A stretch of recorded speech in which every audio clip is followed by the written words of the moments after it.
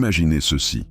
Vous naviguez sur Internet et, sans que vous le sachiez, des publicités semblent savoir exactement quand vous regardez votre écran à fond, quand vous branchez vos écouteurs et même où vous vous trouvez. Ça paraît invraisemblable, non? Pourtant, selon un podcast explosif de Malwarebytes, des techniques sophistiquées de collecte de données permettent aux annonceurs de capter ces informations en temps réel. Concrètement, ces systèmes analysent des signaux apparemment anodins issus de votre appareil. Par exemple, la luminosité de votre écran ou l'utilisation de la prise casque pour affiner leur ciblage publicitaire. Des sources comme Reuters et le New York Times ont déjà évoqué comment la collecte de données sur les comportements utilisateurs peut aller bien au-delà de ce que l'on imagine, souvent sans notre consentement explicite. Prenons un exemple concret.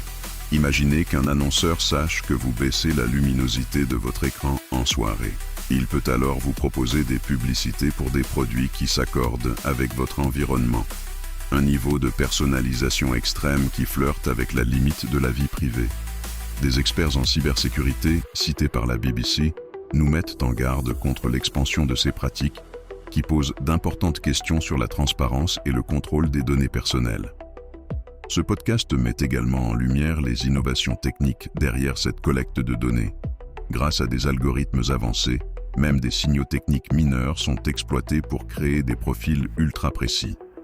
Cela montre à quel point l'écosystème publicitaire est devenu sophistiqué et parfois intrusif, utilisant toutes les facettes de votre appareil pour prédire vos besoins et vos comportements.